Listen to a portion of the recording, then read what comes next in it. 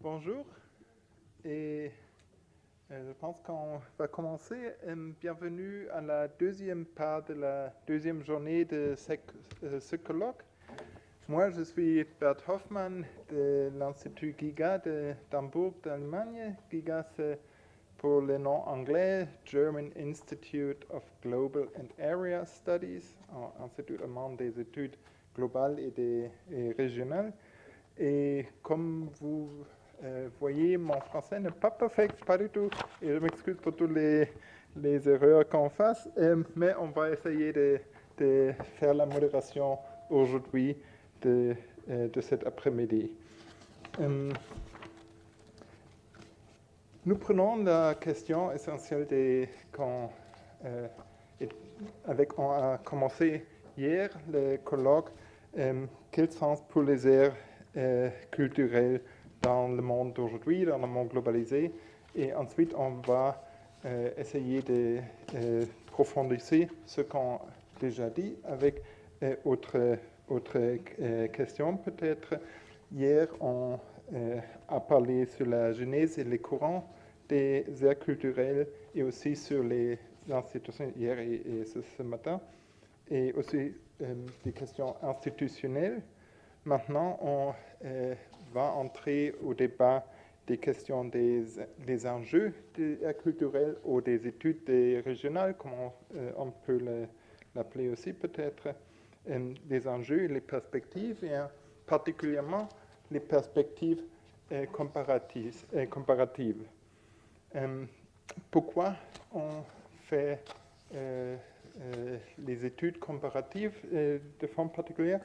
Un collègue nord-américain, je pense, avait dit une fois « Area studies don't exist », les études régionales n'existent pas.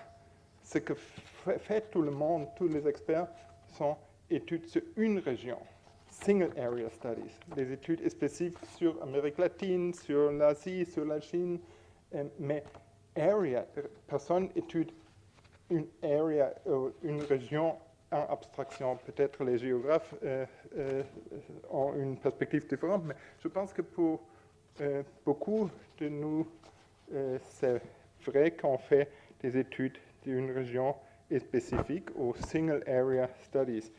Ensuite, faire la connexion entre ces études régionales ou culturelles pour réellement avoir des notions des area studies ou air culturelles en plural, je pense que la méthode comparative, c'est assez bien pour établir des relations.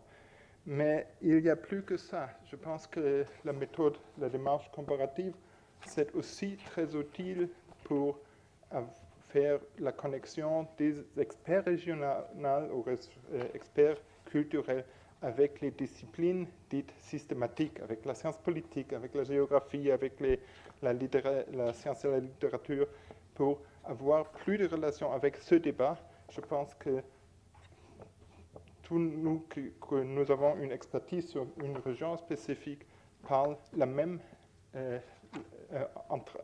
nous entrons dans les mêmes débats que les collègues qui sont des comparators de la science politique comparée ou des études.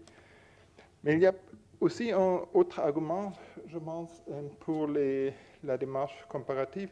Et autrefois, je vais citer un collègue plus ancien, Rudyard Kipling, l'auteur du livre du jungle, je ne sais pas, Rudyard Kipling avait dit une fois, He who only knows England does not know England at all. Les gens qui connaissent Angleterre, et seulement Angleterre, ne connaissent Angleterre du tout, n'entendent pas rien.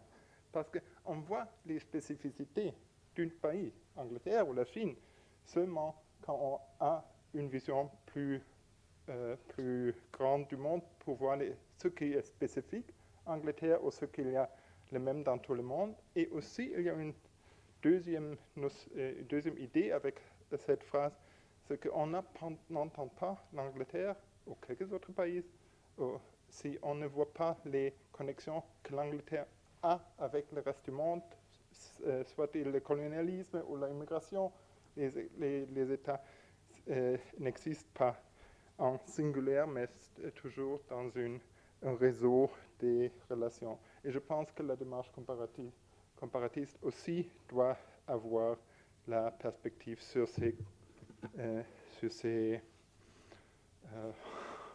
liens. Bon, je ne vais pas faire plus de conférences maintenant d'ici, seulement pour entrer aux thématiques. Nous avons une équipe de luxe pour discuter les choses plus profondes.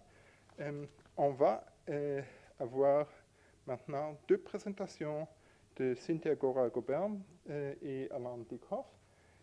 Au programme, il y a aussi Emi Goto de l'Area Studies sur Area Studies in Japan, mais on m'a dit qu'il y a un changement dans le programme. Cette conférence, on va présenter demain, parce que c'est en anglais, et demain, il y a la traduction. Ensuite, il y a 2 conférences maintenant. Après ça, on pause, et après la pause, on a Kadim Hassan et Yves Frenette, qui chez nous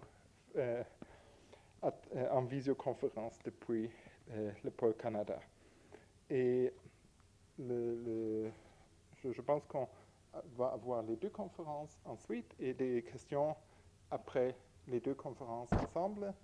Et avec ça, je vais présenter brièvement les deux conférencistes. Je pense que vous les connaissez, mais de toute façon, c'est un grand plaisir d'avoir chez nous Cynthia Gora-Gobern, qui est directeur de recherche CNRS à l'UMR CREDA, Centre de recherche et de documentation des Amériques à l'Université Sorbonne Nouvelle Paris 3, et vice-présidente du conseil scientifique de l'Institut des Amériques. Je ne vais pas parler de toutes les publications, mais je pense que je donne la parole immédiatement à Cynthia. Merci bien.